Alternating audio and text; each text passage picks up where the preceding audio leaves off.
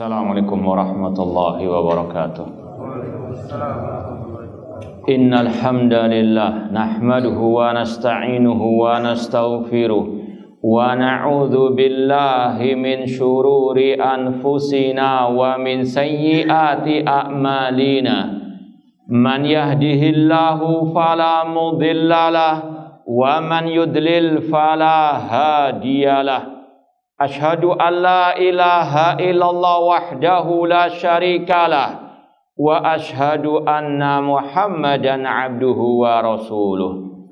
Ya ayyuhalladzina amanu taqullaha haqqa tuqatih wa la tamutunna illa wa antum muslimun.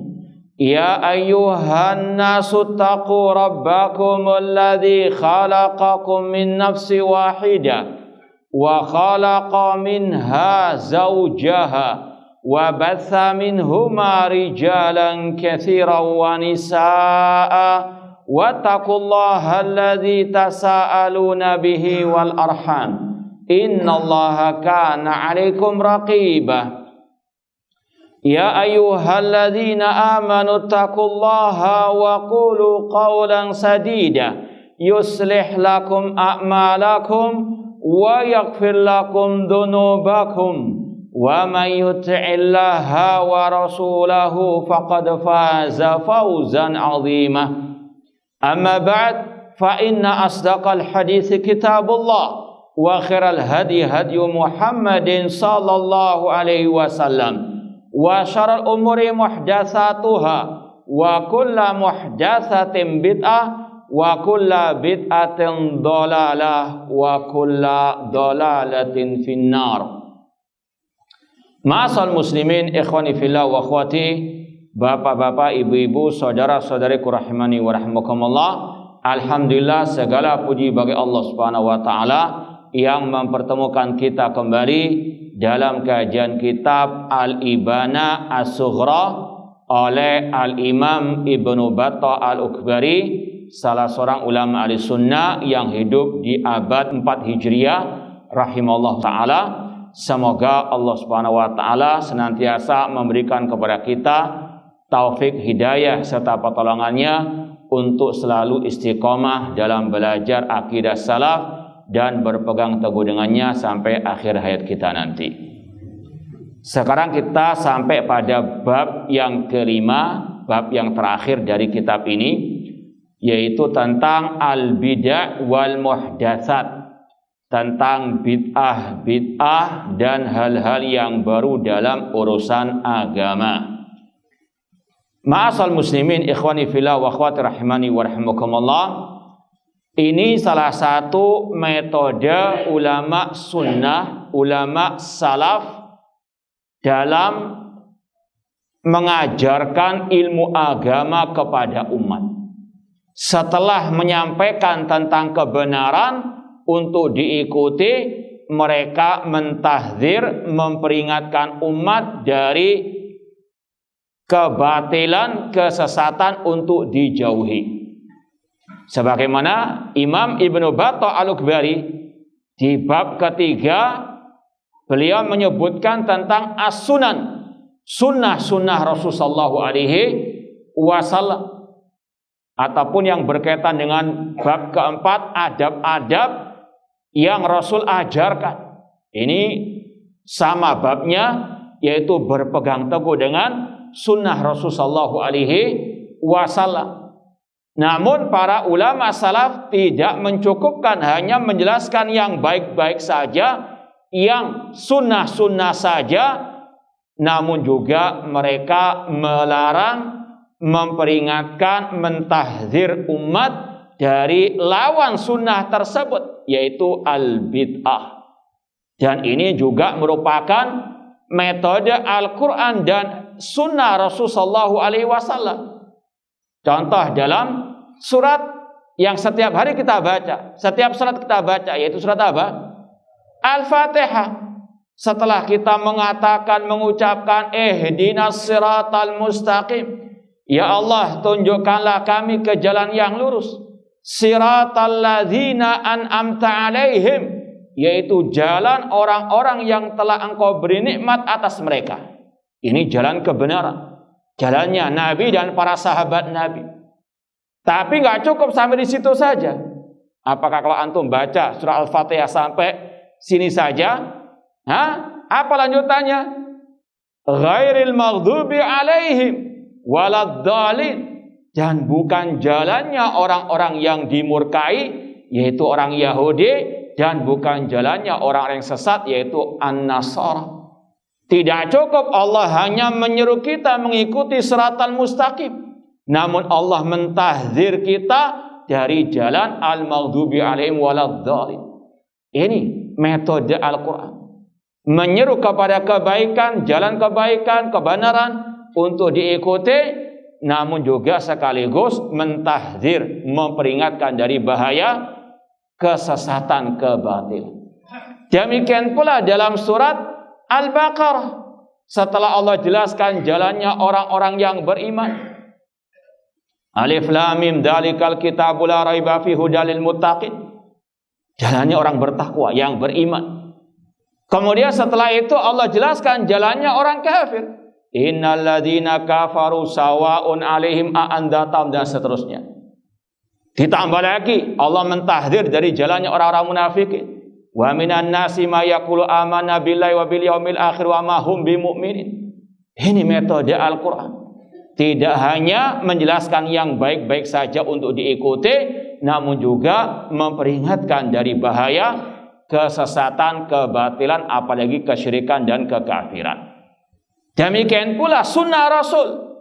Dalam hadis yang masyhur Irbad bin Sariyah radhiyallahu anhu, Rasul mengatakan, "Alaikum bi sunnati wa sunnatil khulafa'ir rasyidin mahdiyyin, addu 'alaiha bin nawajid." Pegang erat sunnahku dan sunnah para khulafa'ir rasyidin. Pegang erat gigi geraham kalian. Apakah cukup sampai di situ saja hadisnya? Tidak. Rasul mengatakan, iyyakum wa muhdatsatil umur. Jauhkanlah diri kalian dari hal-hal yang baru dalam urusan agama. Ini sekali lagi metode Al-Quran dan Sunnah, metode para salafus saleh. Maka batil kalau hanya sekedar menyampaikan sunnah tanpa memperingatkan dari al-bid'ah. Batil kalau hanya sekedar menyuruh orang kepada jalannya ahli sunnah, tidak mau mentahdir dari jalannya ahli al-bidah. Kitab-kitab para ulama salaf penuh dengan metode seperti ini. Ma'asal muslimin ikhwani fillah wa akhwati rahimani wa rahimakumullah. Kita baca sedikit dulu muqaddimah Imam Ibnu Battah Al-Ukbari rahimahullah di halaman 171. Beliau mengatakan, wa nahnul an zakirun bi'aqibi hadza mabtada'ahun nas wa ahdatsu mimma la aslalahu fi kitabillah wa la ja'a fi atharin.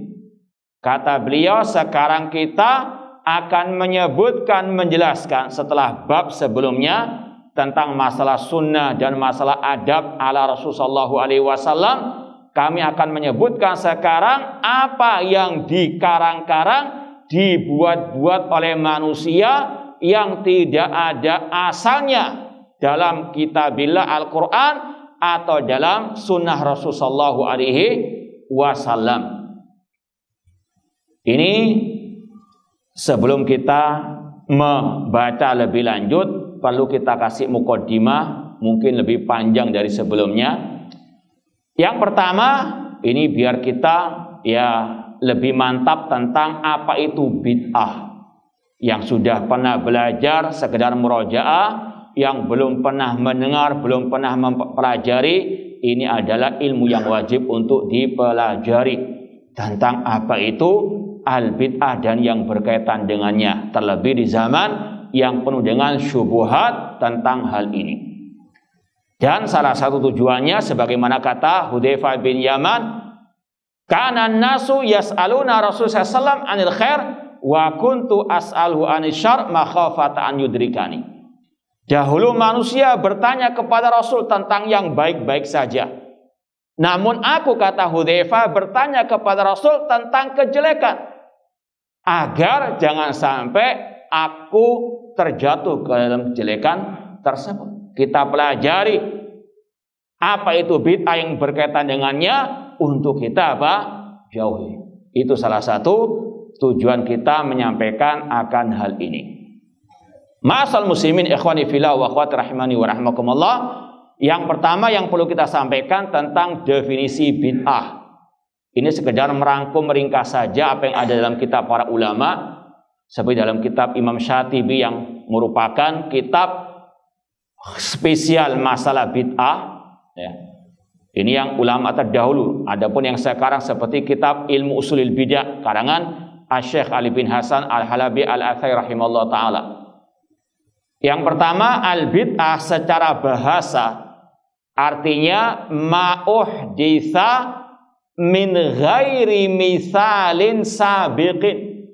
Ini secara bahasa. Ma'uhditsa min ghairi misalin sabiqin. Apa yang diada-adakan yang belum ada contoh sebelumnya. Bid'ah secara bahasa. Ini mencakup urusan dunia. HP, mikrofon, jam tangan. Ini semuanya bid'ah dalam segi apa? Bahasa. Tapi ini bukan yang tercela yang dibahas oleh para ulama atau dalam hadis-hadis Rasulullah SAW yang mencela, mengancam orang yang berbuat bid'ah. Ini secara bahasa. Bahkan Allah berfirman tentang Rasulnya dalam surat Al-Ahqaf. Allah berfirman, ma kuntu bid'am minar rusul. Katakan wahai Nabi Muhammad, aku yaitu Nabi Muhammad bukanlah bid'ah dari para rasul. Ma kuntu bid'an, jamak dari bid'ah. Seperti dalam bab ini al-bid'ah, kata Allah katakan wahai Nabi Muhammad, aku yaitu Nabi Muhammad bukanlah bid'ah dari para rasul. Maksudnya apa? Rasul Nabi kita Muhammad SAW bukan yang pertama diutus oleh Allah. Sudah didahului oleh apa? Rasul-rasul sebelumnya. Bahkan Nabi kita Nabi dan Rasul yang terakhir. Maka Allah katakan beliau bukan Rasul yang baru, ya, sudah didahului oleh yang lain. Ini secara bahasa. Ya, secara bahasa bid'ah itu sesuatu yang diada-adakan yang belum ada contoh sebelumnya. Bahkan Allah sendiri mengatakan tentang dirinya, badi'us samawati wal ard. Allah itu badi' dari kata-kata bid'ah, yaitu dia menciptakan langit dan bumi tanpa contoh sebelumnya. Ini sekali lagi bid'ah dari sisi bahasa, sesuatu yang baru yang diada-adakan yang belum ada contoh sebelumnya. Namun sekali lagi ini bukan bid'ah yang tercela atau yang dicela oleh Rasul, oleh para ulama as-salaf. Apalagi dalam kaidah kalau urusan dunia, al-aslu fi al-asya al-ibaha. Asal urusan dunia itu semuanya mubah. Silakan buat inovasi baru dalam urusan dunia, buat teknologi baru yang bermanfaat, asal tidak menyelisihi syariat Allah Subhanahu wa taala. Sekarang bid'ah dalam sisi istilah para ulama, istilah syariat. Ini kita nukilkan dari ucapan Imam Asy-Syatibi. Banyak ya redaksi-redaksi para ulama tentang bid'ah dari segi tadi istilah syariat. Ada yang mengatakan ma'uhditsa fiddin ba'dal ikmal, yang diada-adakan dalam urusan agama setelah sempurnanya agama ini. Namun ya Allah alam, yang lebih kompleks, yang lebih lengkap definisi dari Imam Asy-Syatibi rahimahullah, seperti yang diucapkan oleh Syekh Ali bin Hasan dalam kitabnya tadi, Ilmu Usulil Bid'ah, yang termasuk definisi yang paling kompleks, yang paling lengkap lah, ya. Yaitu Imam Syatibi mengatakan al-bid'ah hiya tariqatun fiddin mukhtara'ah. Al-bid'ah hiya Tariqatun fid din mukhtara'ah. Jalan dalam agama yang diada-adakan, atau jalan yang diada-adakan dalam urusan agama. Tariqatun fid din mukhtara'atun tudahi asyariyata, yang mirip dengan syariat padahal bukan bagian dari syariat, mirip saja. Dianggap orang seperti bagian dari syariat padahal bukan syariat. Tudahi asyariyata yuksadu bisuluki 'alaiha al-mubalaghatu fit ta'abbud lillahi subhanahu wa ta'ala. Yuksadu, yang mau nulis bahasa Arabnya, yuksadu bisuluki 'alaiha al-mubalaghatu fit ta'abbud lillahi ta'ala, yang tujuan pelakunya berlebih-lebihan dalam ta'abbud, beribadah kepada Allah Subhanahu wa ta'ala. Yuksadu bisuluki 'alaiha al-mubalaghatu fit ta'abbud lillahi subhanahu wa ta'ala, yang pelakunya bertujuan berlebih-lebihan dalam beribadah kepada Allah. Ini insyaallah definisi yang sangat kompleks, yang sangat lengkap,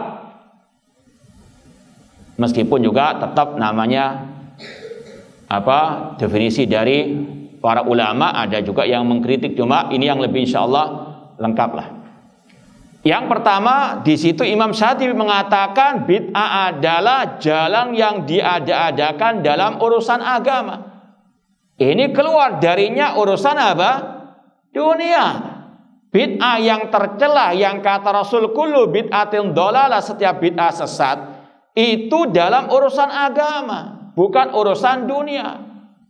Maka jahil murakkab, orang yang mengatakan sedikit-sedikit bid'ah, maka kalau Anda naik haji umrah jangan naik pesawat, naik unta saja. Ini sekali lagi orang yang nggak paham apa itu bid'ah yang dicelah dalam hadis Rasulullah SAW, atau yang dicelah oleh para ulama, yaitu dalam urusan agama, bukan dalam urusan dunia. Sedangkan urusan dunia tadi kaidahnya kata para ulama, asal dalam urusan dunia mubah. Cuma seperti yang sudah sering kita sampaikan, sekarang umat terbalik. Umat Islam dalam urusan agama tiap hari ada saja inovasinya. Sholawat baru, zikir baru, kelompok sesat yang baru, akidah baru. Berlomba-lomba membuat inovasi dalam urusan apa? Urusan agama. Ya, sholawat yang baru terus bermunculan. Ya, wirid-wirid yang baru dan sebagainya dengan ijazah dari nenek-nenek moyangnya seterusnya. Naudzubillahi min dzalik. Sedangkan dalam urusan dunia malas mencari apa? Inovasi, illa marahimahullah. Justru dalam Islam sebaliknya, dalam urusan dunia silakan berbuat inovasi yang baru selama itu bermanfaat, tidak menjadi syariat. Namun dalam urusan agama stop sudah. Islam sudah sempurna. Ikuti yang sudah ada ajarannya, jangan mengada-ada. Kemudian kata Imam Syatibi tadi, tariqatun fid din mukhtara'ah, jalan yang diada-adakan dalam urusan agama. Namanya jalan itu kata para ulama terus dilewati, bukan orang yang sekedar tergelincir. Contoh misalnya, kalau ada orang setiap kali masuk rumah salat tahiyatul bait. Apa tahiyatul bait itu? Ya tadi kayak tahiyatul masjid. Ya, setiap masuk masjid kan disunahkan apa? Tahiyatul masjid. Ini enggak, dia masuk rumah langsung salat tahiyatul bait. Ya, salat 2 rakaat untuk masuk rumah, dikiaskan dengan masuk masjid. Tiap hari itu demikian. Ini namanya al-bidah. Ya, itu secara demikian. Demikian pula sekedar membantah sebagian syubhat. Sering kan orang ketika selesai salat salaman. Padahal sunnahnya Rasul selesai salat fardu zikir, sebagaimana kata Thauban, karena Rasul SAW idza insarafa min salati istighfara thalathan. Rasul selesai salat langsung istighfar 3 kali. Demikian pula para sahabat. Kalau ada yang mengatakan, wah masa nggak boleh, buktinya orang kalau selesai salat ada yang megang HP, apa itu bid'ah? Beda. Yang pertama dari sisi apa? Orang itu pegang HP karena apa? Khawatir diinjek oleh orang, takut lupa, hilang nantinya. Kemudian dia, sebagaimana nanti definisi terakhir Imam Syatibi, ta'abbudan. Orang pegang HP selesai sholat, tidak ada dalam rangka apa? Ibadah, dalam rangka takut HP-nya apa? Ketinggalan. Ya. Beda dengan yang apa? Salaman. Makanya beda orang itu pegang HP dengan yang nggak diajak apa? Salaman. Marah dia, melotot dia, kok nggak mau salaman. Karena apa? Itu karena akidah dia. Maka itulah trik ngelesnya orang-orang itu, nggak punya hujah, tapi apa? Wah, orang HP saja selesai sholat boleh kok dipegang, pegang HP dan seterusnya. Beda. Orang pegang HP selesai sholat tidak ada dalam rangka apa? Ta'abbudan. Beda dengan yang apa? Salaman. Padahal nggak ada ajarannya dari Rasulullah SAW. Maka sekali lagi ini yang mereka terus-menerus lakukan. Yes. Ta'abbudan lillahi ta'ala dan terus iltizam dengan melakukan bid'ah tersebut. Ya. Meskipun bukan berarti kalau sekali dua kali boleh dilakukan, tidak juga, teman. Namun sekali lagi secara umum demikian, bid'ah itu terus dilakukan. Ya. Beda misalnya ada dua orang sholat subuh 3 rakaat, yang satu karena lupa, yang satu mengatakan lebih afdal 3 rakaat menambah apa? Pahala. Ini bedanya apa? Tadi keyakinannya. Dia iltizam keyakinannya apa? Salat 3 rakaat subuh itu lebih afdal. Beda dengan apa yang lupa, ketergelinciran dan seterusnya. Makanya kata Imam Syatibi, bid'ah adalah tariqatun fid din mukhtara'ah. Jalan yang diada-adakan dalam urusan agama yang mukhtara'ah. Kemudian bid'ah dari sisi definisi ini mencakup 2 bentuk bid'ah. Bid'ah haqiqiyah dan bid'ah idhofiyah. Ada pembagian bid'ah dari sisi asal muasalnya dan tambahannya. Bid'ah haqiqiyah itu bid'ah yang tidak ada asal landasannya sama sekali. Contoh, akidah sesat, bid'ah wahdatul wujud, manunggaling kaula Gusti. Allah bersatu dengan apa? Makhluk hamba-hambanya atau wali-walinya. Ini bid'ah yang nggak ada asalnya sama sekali. Atau bid'ahnya kelompok Syiah Rafidah yang menuduh Allah jahil, tidak mengetahui sesuatu sampai terjadinya sesuatu itu. Atau bid'ah orang yang nggak mau makan soto atau pecel dalam rangka ibadah. Ya, mungkin saja ada yang mengharamkan apa? Kelezatan dunia dalam rangka ibadah dengan alasan zuhud, namun mengharamkan. Ini juga kata ulama bid'ah yang hakikiyah, nggak ada landasannya, asalnya sama sekali. Yang kedua bid'ah idhofiyah, bid'ah yang asal landasannya, dasarnya ada, cuma ada tambahan-tambahan. Ini bid'ah idhofiyah yang asalnya itu ada dalilnya, landasannya, tapi ada apa? Tambahannya. Seperti tadi, salat subuh 3 rakaat. Salat subuh ada asalnya, dalilnya ada, cuma ditambah apa? Bilangan rakaatnya. Ini namanya bid'ah apa? Idhofiyah. Salaman tadi sebetulnya ada landasannya, syariatnya ada. Rasul mengatakan la yaltaqi al-muslimani fayatasafahani illa tasaqat dunubuhuma kama tasaqat waraqatus syajar atau kama qala Rasul sallallahu alaihi wasallam. Rasul mengatakan tidaklah 2 orang muslim bertemu kemudian saling berjabatan tangan kecuali akan berguguran apa? Dosa-dosanya.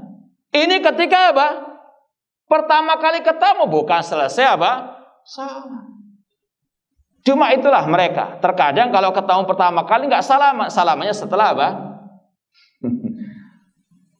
Kalau ada yang mengatakan itu dalilnya seperti tadi kata Rasul. Ini kalau awal kali pertama ketemu, kan ini kita iya, ya, tapi nggak terus menerus selesai sholat. Alasannya apa? Baru bertemu. Ini beda. Ini cuma trik meles saja. Namun intinya tadi, secara asal landasan salaman ada, cuma waktunya yang apa? Keliru. Momennya tidak tepat. Seperti misalnya orang membaca Al-Quran itu adalah ibadah. Salah satu ibadah yang luar biasa membaca apa? Al-Quran. Tapi bolehkah baca Al-Quran ketika sujud? Berdoa itu ibadah luar biasa. Ud'uni astajib lakum. Ad-du'a huwal ibadah. Kalau misalnya ada orang setelah takbiratul ihram Allahu Akbar, Allahumma firli wali walidayya warhamhuma kama rabbayani shaghira rabbana dhalamna anfusana. Doa terus. Enggak baca Al-Fatihah. Kemudian ruku. Betul atau tidak? Boleh atau tidak? Masa orang doa enggak boleh? Hah? Kan seperti itu alasannya. Ini sekali lagi bukan kita melarang doanya, momennya yang tidak apa? Tidak benar. Ini namanya bid'ah apa? Idhofiyah. Makanya dalam ittiba'us sunnah kata para ulama, kalau kita mau amal ibadah kita sesuai dengan sunnah, perhatikan 6 poin. Ya, ini sudah sering kita sampaikan dalam beberapa kajian kita. Terutama pada waktu hari Selasa kemarin kita sampaikan pembahasan man amila amalan dalam bab ini juga dan sebelum-sebelumnya. Ada yang mau murajaah, mau menyebutkan 6 poin tersebut? Nah, yang hadir di sini, tombol ngantuk. 6 poin yang harus diperhatikan dalam ittiba'us sunnah, biar kita nggak terjebak dalam kebid'ahan tadi, terutama bid'ah idhofiyah. Tidak ada. Tawadhu. Yang pertama, perhatikan masalah waktu. Seperti tadi, waktu doa ada, bukan waktu apa? Gantinya surat Al-Fatihah ketika sholat. Baca Quran ada waktunya, bukan pada waktu apa? Sujud. Kalau dibaca dalam rangka ibadah termasuk tadi yang dilarang dan termasuk al-bid'ah. Demikian pula waktu yang berkaitan dengan sholat dan seterusnya. Orang mau sholat zuhur jam 10, boleh enggak? Mumpung masih seger Ustaz. Ini sekali lagi termasuk apa? Al-bid'ah. Ya. Sholat ya pada bukan pada apa? Waktunya. Yang kedua, perhatikan tempat. Kalau memang ini ibadah yang berkaitan dengan tempat. Seperti iktikaf kata para ulama, tempatnya di masjid. Wa antum akifuna fil masajid. Enggak boleh ya. Istilahnya iktikaf dalam rumah, di dalam aula. Misalnya ada aula besar, ngumpulkan orang iktikaf di situ, enggak boleh. Karena apa? Syaratnya iktikaf tempatnya di al-masajid. Demikian pula tawaf misalnya harus di Ka'bah, tidak boleh di kuburan keramat atau di tempat tertentu. Wal yatawafu bil baitil atiq. Hendaklah mereka tawaf di Baitul Atiq, yaitu di Ka'bah. Demikian pula yang ketiga, perhatikan masalah al-adad atau al-qadar, bilangan. Contoh tadi salat subuh cuma apa? 2 rakaat. Jangan ditambah apa? 3 rakaat. Kalau menambah dalam rangka ibadah tadi menambah pahala, itu termasuk al-bid'ah. Beda dengan kalau orang itu tergelincir, keliru ataupun apa? Lupa, maka sujud sahwi setelahnya. Adapun yang menambah dalam rangka ibadah ini namanya apa? Al-bid'ah, meskipun niatnya baik. Atau zikir selesai salat, sudah Rasul patenkan. Kata Thauban, karena Rasul sallallahu ida insarafa min salati istighfar thalathan. Rasul selesai salat istighfar 3 kali. Kalau ada yang mengatakan itu kan Rasul sudah diampuni dosa yang telah lalu, saya ini banyak dosanya, maka saya istighfarnya 100 kali. Nah, ini namanya bid'ah. Kenapa? Karena sudah dipatenkan Rasul istighfar 3 kali dan itu untuk umatnya juga. Kalau dengan alasan seperti tadi, maka silakan tambahi sholat duhur 10 rakaat, asar 10 rakaat. Karena apa?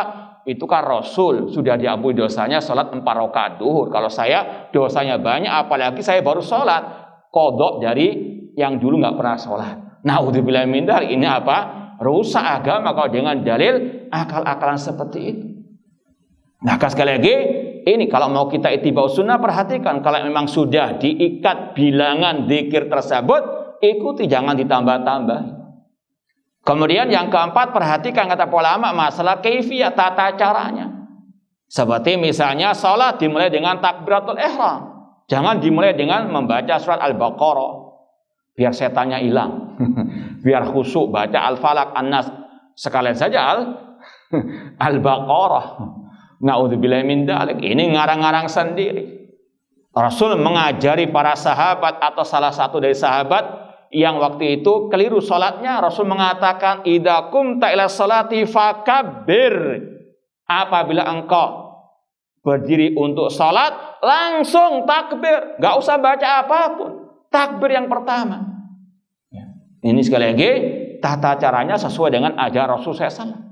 Atau kalau orang itu mengatakan, ya Ustaz, biar khusyuk, sholat kita mulai dengan sujud dulu, biar rileks dulu lah. Na'udzubillahi min dzalik. Ini bid'ah. Ya, ini sekali lagi masalah apa? Tata cara sholat dan seterusnya, masalah ibadah-ibadah yang lain.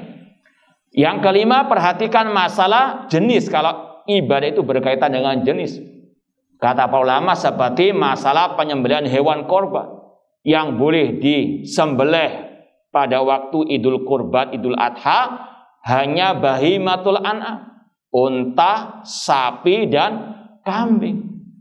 Ustadz, saya ini peternak ayam, ribuan ayam saya. Daripada saya beli kambing, ya 100 ayam saya mau sembelih dalam rangka apa? Idul Adha. Ini bid'ah. Karena apa? Enggak pernah diajarkan penyembelihan Idul Qurban dengan apa? Ayam, meskipun mungkin harganya lebih daripada kambing. Atau menyembelih kuda misalnya, tidak ada syariatnya. Maka sekali lagi perhatikan kalau ibadah itu berkaitan dengan jenis tersebut. Kemudian yang keenam, perhatikan masalah sebab motivasi ibadah tersebut. Contoh kata ulama termasuk bid'ah, orang sholat tahiyatul masjid, tahiyat apa? Bait, ya. Yang ada itu tahiyatul masjid, masuk ke rumah, sebabnya masuk apa? Masjid, bukan masuk rumah. Atau sholat tahajud dalam rangka tahun baru, atau pada waktu ulang tahunnya dia, biar apa? Umur saya berkah, tahajud apa? Malam hari tahun baru ataupun tahun kelahirannya. Ini termasuk apa? Mengkhususkan ibadah dengan sebab yang tidak disyariatkan oleh Allah Subhanahu wa Ta'ala. Ya. Makanya para ulama membid'ahkan misalnya sholat nisfu Sya'ban, sholat malam nisfu Sya'ban, puasa nisfu Sya'ban. Karena apa? Enggak ada landasannya. Kalaupun ada riwayat itu tidak sahih. Bahkan kata Imam Nawawi yang bermadzhab Syafi'i tentang sholat raghaib, sholat ya di malam pertama, malam Jumat pertama di bulan Rajab, ataupun tadi puasa sholat malam nisfu Sya'ban, kata Imam Nawawi Asy-Syafi'i bid'atani munkaratani qabihatan, bid'ah yang mungkar, yang jelek. Ini sekali lagi 6 hal yang perlu diperhatikan dalam ittiba'us sunnah agar kita terjauh dari segala bentuk kebid'ahan, terutama bid'ah tadi idhofiyah. Karena itu yang samar-samar, banyak orang yang enggak ya sadar kalau jatuh ke dalam, ya apalagi mereka juga punya dalih. Kan ada, masa zikir enggak boleh sedangkan Allah berfirman fadhkuruni adzkurkum. Ini kita bukan melarang zikirnya, namun apa? Tata caranya, tadi bilangannya, momennya, dan seterusnya. Makanya dulu ada kisah seseorang di zaman Sa'id bin Musayyib, seorang ulama tabi'in. Beliau pernah menegur, melarang orang yang sholat, ya istilahnya sholat sebelum fajar atau qobliyah fajar, lebih dari 2 rakaat dan memperbanyak rukuk dan sujudnya. Beliau pun melarang. Orang itu mengatakan, wahai Sa'id bin Musayyib, apakah Allah akan mengazabku karena sholatku? Kata beliau, bukan, tapi Allah akan mengazabmu ala khilafi sunnah, karena engkau menyelisih apa? Sunnah. Bukan zikirnya, ibadahnya, cuma tata caranya tadi. Ya, tidak apa mengikuti ajaran Rasulullah sallallahu alaihi wasallam. Jadi itu sekali lagi dari definisi Imam Syatibi ini insyaallah akan banyak cabang-cabang yang dibahas. Ya. Sudah kita sampaikan, bid'ah ini luas, mencakup thariqatun fiddin mukhtara, entah itu yang bid'ah hakikiyah, bid'ah apa? idhofiyah. Karena kita sering menjumpai juga sebagian mereka ngeles dengan mengatakan, siapa bilang ini nggak ada dasarnya? Ada dasarnya. Tadi seperti berzikir, ya, selesai sholat lebih dari, ya, atau istighfar lebih dari 3 kali. Ini sekali lagi bukan zikir yang kita permasalahkan, namun tata caranya tadi. Ini sekali lagi bid'ah idhofiyah yang asalnya ada cuma ditambah-tambahi, entah dari sisi bagaimananya caranya ataupun dari sisi bilangannya dan seterusnya. Kemudian juga beliau mengatakan thariqatun fiddin, jalan yang berkaitan dengan urusan agama. Ini berkaitan dengan semua bidang agama, entah masalah akidah, entah masalah ibadah, masalah metode dakwah dan seterusnya. Ini sekali lagi masuk ke dalamnya bid'ah tersebut yang terlarang. Kemudian kata Imam Syatibi, yuqsadu bisuluki 'alaiha al-mubalaghah fi ta'abbud lillahi ta'ala. Tujuan pelakunya berlebihan. Kenapa dikatakan demikian? Meskipun mungkin lisan mengatakan saya enggak berlebihan, tapi keadaannya atau lisanul hal mengatakan mereka seandainya mereka enggak berlebihan, enggak mendatangkan yang baru, mencukupkan diri dengan apa yang sudah ada ajarannya. Seperti tadi, selesai sholat istighfar, nggak usah pakai salaman, nggak usah pakai tambah-tambahan dzikir. Kalau ditambah-tambah berarti memang tujuannya untuk berlebihan. Kalau nggak mau berlebihan, cukupkan dengan yang sudah ada tuntunannya. Sudah kita sampaikan berulang kali, Islam sempurna, ajaran Rasul sempurna. Jangankan masalah zikir, masalah adab qadul hajah, adab berjima, adab makan, komplit sudah. Kurang apa Islam itu? Kok masih buat cara-cara yang baru? Makanya kata beliau, pelakunya itu berlebihan. Jadi yang ekstrim itu bukan ahlu sunnah as-salafiyin yang hanya mengikut saja ajaran Rasul dan para sahabat. Mereka yang ekstrim. Bukan ekstrim ya, ekstrim. Kalau ekstrim masih zen. Tapi intinya ini definisi yang harus betul-betul dipahami. Kemudian ma'asal muslimin ikhwani fillah wa akhwati rahimani wa rahimakumullah, bahwasanya Rasul sallallahu alaihi wasallam, ini poin yang kedua mungkin sebagai mukaddimah, yang menviralkan, yang mempopulerkan istilah bid'ah itu bukan Wahabi. Rasul sallallahu alaihi wasallam, kalau mereka mau membaca kitab-kitab hadis Rasul SAW, katanya mereka ahli baca kitab hadis dan seterusnya. Coba lihat dalam Sahih Muslim misalnya, Kitabul Jum'ah, tentang khutbah Jumat. Rasul SAW setiap khutbah Jumat membukanya dengan yang kita sering sampaikan, khutbatul hajah. Di antaranya wa syarral umuri muhdatsatuha, sejelek-jelek perkara yang diada-adakan dalam urusan agama. Wa kullu muhdatsatin bid'ah, setiap yang baru dalam agama itu bid'ah. Istilah bid'ah bukan kita yang itu ada dalam Sahih Muslim. Rasul peringatkan setiap khutbah.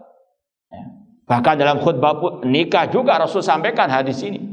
Wa syarat umuri muhdatsatuha wa kullu muhdatsin bid'ah wa kullu bid'atin dhalalah. Rasul yang mengatakan, hadisnya dalam Sahih Muslim. Demikian pula dalam hadis Al-Irbad bin Sariyah tadi, iyyakum wa muhdatsati al-umur fa inna kullu muhdatsatin bid'ah. Kalau ada yang nyinyiri istilah bid'ah, ini sama dengan nyinyiri siapa? Rasul sallallahu alaihi wasallam. Kalau ada yang mengatakan yang suka ngomong sate-sate ya tukang sate.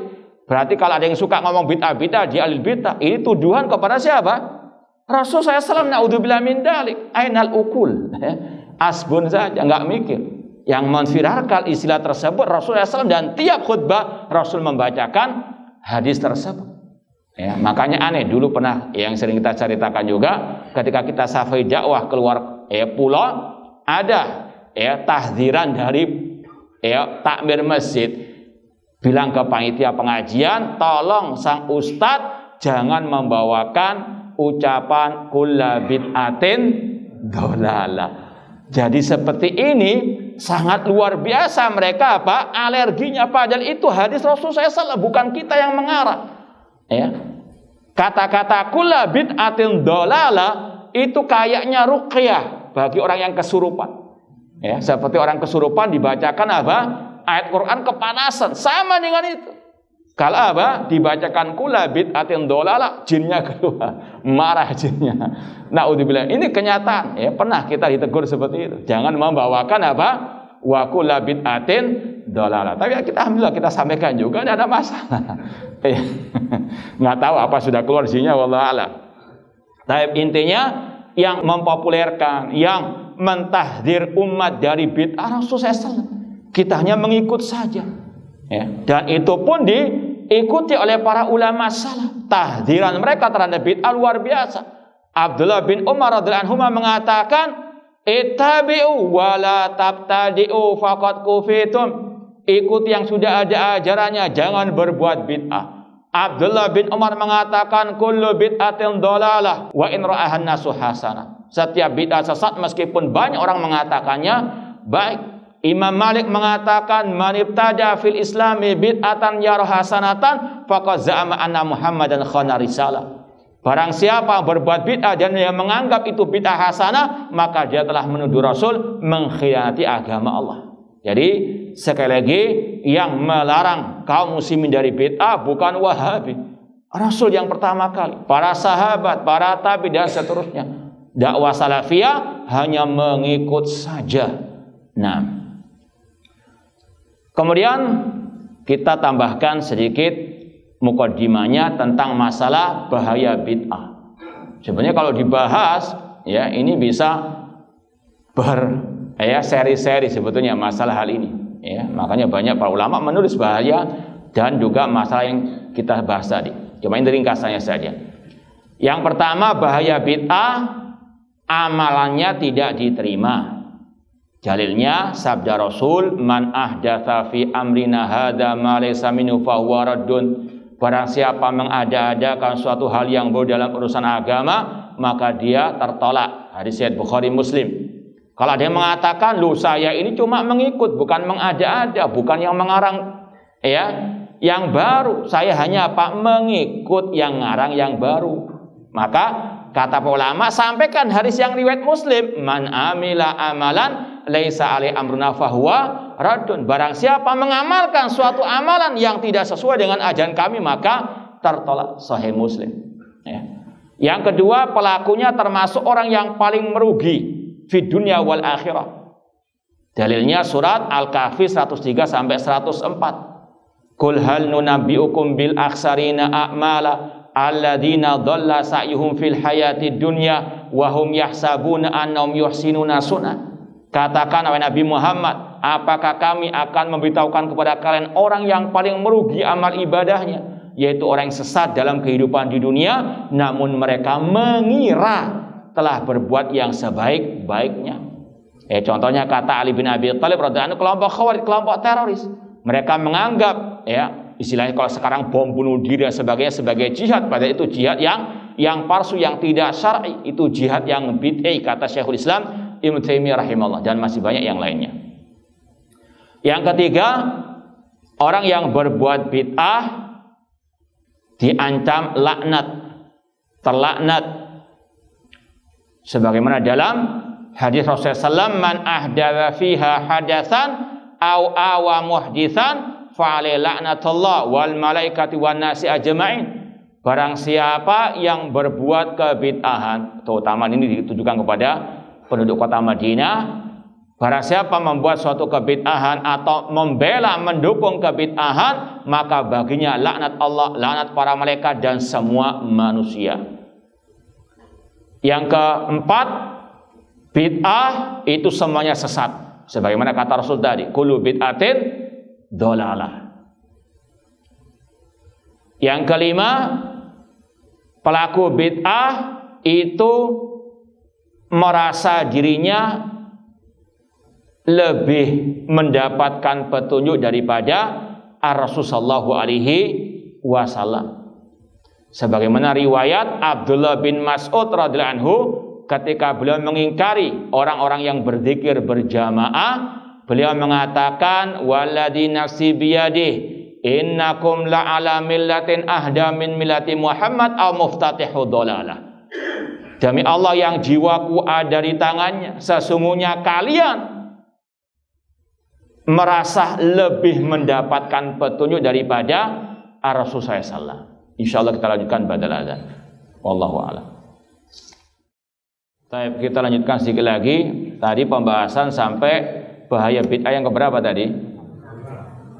5 atau 6? Sekarang yang kelima tadi belum selesai, ucapan Abdullah bin Mas'ud, yaitu ucapan beliau, demi Allah yang jiwa di tangannya, sesungguhnya kalian yang berzikir jamaah itu lebih merasa mendapatkan petunjuk daripada siapa?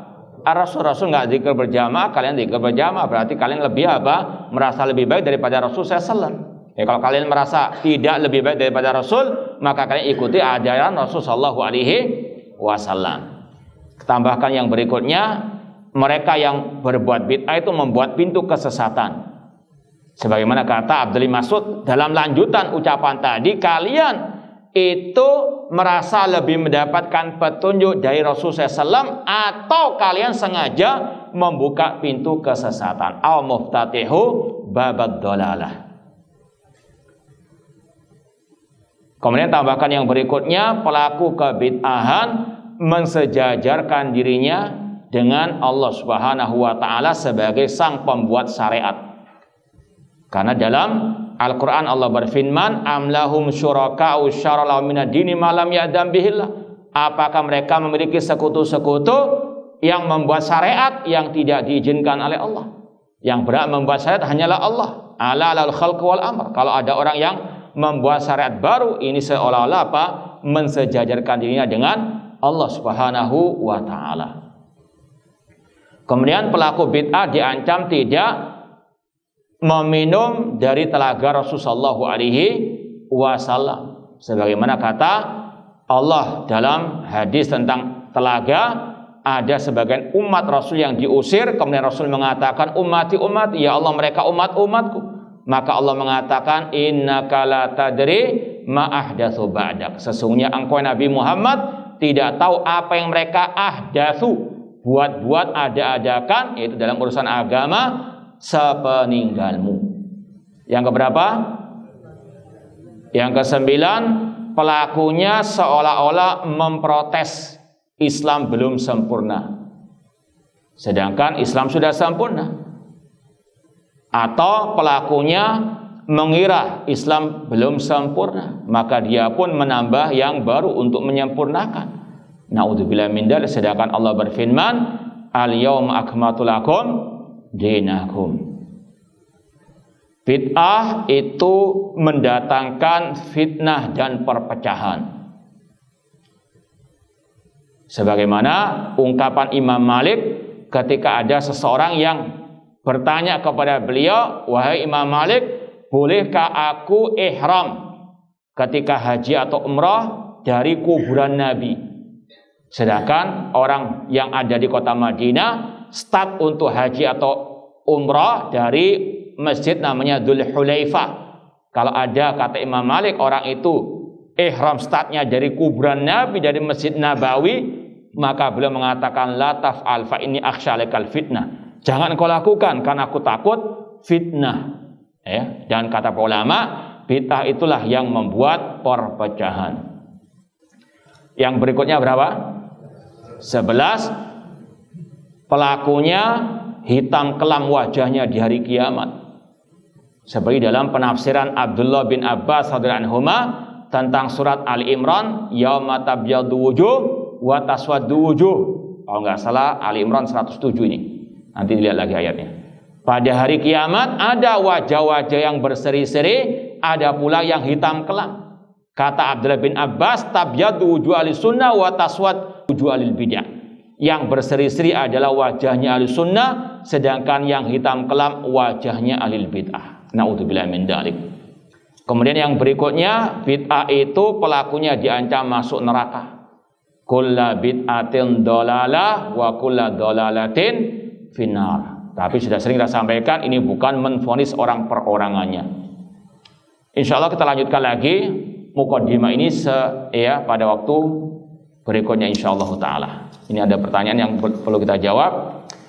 Apakah ada qobliyah Jumat? Ketika khotib naik mimbar saya baru datang, apakah saya langsung duduk sholat tahiyatul masjid? ya, itu yang disyariatkan. Bukan qobliyah namun salat tahiyatul masjid, tapi dipercepat sedikit. Bagaimana dengan statement Allah itu ada sebelum kata ada itu ada? Inilah namanya ilmu kalam. Bulat bin jerimet bin apa? Apa maksudnya itu? Ya, apa nggak meyakini Allah itu ada? Kemudian juga bahkan kata Allah itu sendiri, ya.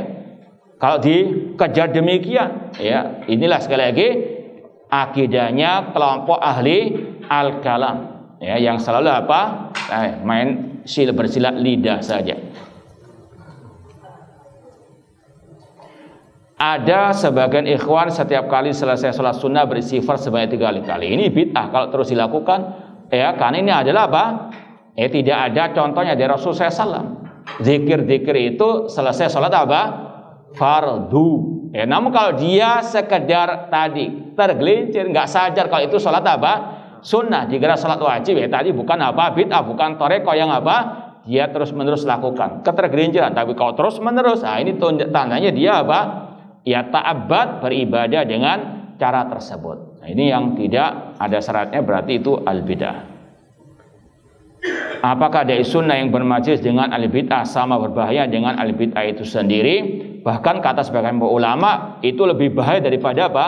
Al-bid'ah itu sendiri. Karena apa? Ini musuh dalam selimut. Kalau al-bid'ahnya mungkin ahlus sunnah menjauh, tapi ini bahaya. Sebagaimana orang-orang kafir yang menyewa, membayari orang-orang liberal dengan nama apapun mereka ini, ya, untuk menghancurkan Islam dari barat. Ini lebih berbahaya daripada orang kafirnya itu sendiri. Karena apa? Orang kafir, orang muslim sudah tahu nggak mungkin orang muslim belajar apa langsung duduk di orang secara umum, ya.